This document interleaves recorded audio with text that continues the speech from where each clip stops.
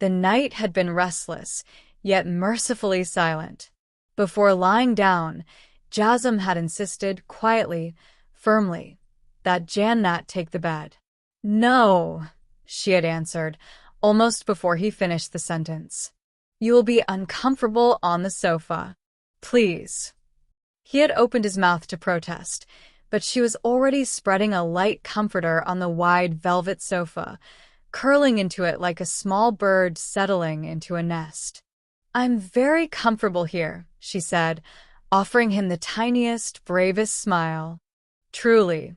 Then, turning to him with genuine concern, "Do you need help getting into bed?" He had almost laughed, not unkindly. "I'll manage." And he did. With the fluid, practiced grace of a man who had turned necessity into art, he shifted from chair to bed in one smooth motion. The mattress dipped softly, the sheets sighed. Janet's eyes widened for a second, surprise, then something like quiet awe, before she turned her face to the wall, cheeks warm. After that, neither spoke. The room smelled faintly of oud from his prayer mat and the gentle rose water she used. Two different worlds breathing the same air for the first time. Sleep should have come easily, but it didn't. Every rustle of sheet, every soft exhale felt magnified in the dark. She listened to the steady rhythm of his breathing. He listened to the faint tremor in hers. Hours slipped by like sand. Eventually, exhaustion won. They fell asleep on opposite sides of the same small universe. Morning arrived on quiet feet. Jasim woke first, the pale gold of dawn spilling across the room.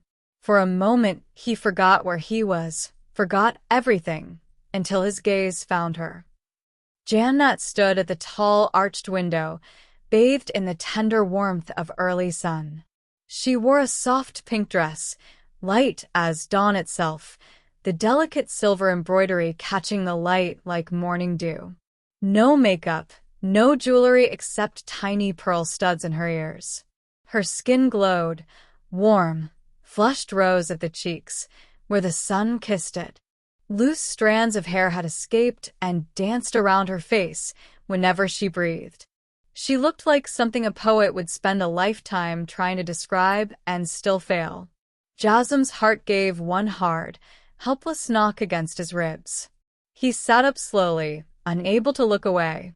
The heat of his gaze must have reached her. She turned, startled, eyes wide like a fawn's. He found his voice low, a little rough from sleep. "Good morning." Her lashes fluttered. "Good morning." He swung himself into the wheelchair with the same effortless grace as the night before, then paused. "Wait for me. We'll go down together." She nodded, fingers twisting in the soft chiffon of her dupatta. Downstairs, Roma and Naima had turned the breakfast table into a small celebration, white roses in crystal vases, fairy lights still twinkling from last night, platters of paratha, halwa, fresh fruit arranged like jewels. When they saw the couple, the sisters squealed. Finally, Roma teased, "We thought you two would hide up there forever." Naima winked. "We've eaten already. The table is all yours. Take your time." With meaningful glances and barely suppressed giggles, they vanished, pulling the glass door shut behind them. Suddenly, it was just the two of them, sunlight pouring over white linen and blushing roses. Jasim pulled out her chair first, an old-world gesture that came naturally. Jannat sat, hands folded tightly in her lap. The silence stretched, thick with everything unsaid. He broke it. "Jannat." She looked up, startled by the way he said her name, soft, almost reverent. "I owe you an apology," he began, voice low, steady, but laced with something raw. "Several, actually." Her lips parted, but no sound came. "First," he continued, eyes never leaving hers, "I should have spoken to you myself before the wedding. Not my sisters, not anyone else me. I was angry, blindsided. I let that anger decide for both of us. That was wrong. He drew a slow breath. And last night, what I did, pressing you when you were already frightened, that was unforgivable. I panicked you. I hurt you. I am more sorry than you will ever know. Janet's eyes shimmered, but she didn't look away. He leaned forward slightly, elbows on the table, voice dropping even softer. I am giving you every right that is yours. Whenever you say the word, today, tomorrow, a year from now, I will set you free. No questions. No guilt. You have an entire life ahead of you, Jannat. Dreams you haven't even told anyone yet. This marriage should never feel like a cage. For a long moment she was silent, fingers tracing invisible patterns on the tablecloth. Then she lifted her gaze, clear, astonishingly steady. You think this is a burden on me, she said quietly. But it isn't. He blinked. She continued, voice soft yet unshaking. Yes, I was hurt, not by you, but by the way truth was hidden from me. If I had known everything beforehand, I would still have said yes. A tiny, rueful smile touched her lips. An accident could have happened after marriage, too. It could happen to anyone. To me. Should the world end then? Should love have conditions written in fine print? Jasim stared, speechless. My wheelchair is not your fault. He managed at last, voice rough. I know, she answered simply. And even if it was, I would still choose it. Because God does not choose wrongly for his people.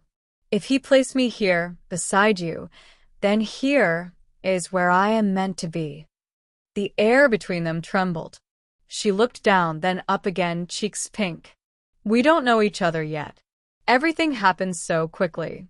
So, can we take time? Can we learn who the other person really is slowly, properly? A pause. Then, with a shy bravery that stopped his heart, she extended her hand across the table. Can we be friends first? Her fingers hovered in the sunlight, small, trembling slightly, but steady in their offering. Jasim looked at that hand as though it held the entire sky. His heart gave another helpless lurch, loud, certain, alive. He reached out. His larger hand closed around hers, warm, careful, reverent. The moment their skin touched, something quiet and seismic happened in the space between their palms. Friends, he echoed, the word tasting like a promise and a prayer. Her smile broke, small, sunrise slow, blindingly beautiful. Outside the window, the roses swayed in a gentle breeze, and the morning light wrapped them both in gold. For the first time in years, Jasim Khan breathed like a man who had remembered he still had a future. And Jannat, sweet, quiet Jannat, felt the first unfurling of something tender and terrifying in her chest.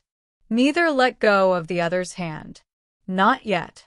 Their joined hands rested on the sunlit tablecloth like a secret too heavy and too precious to move.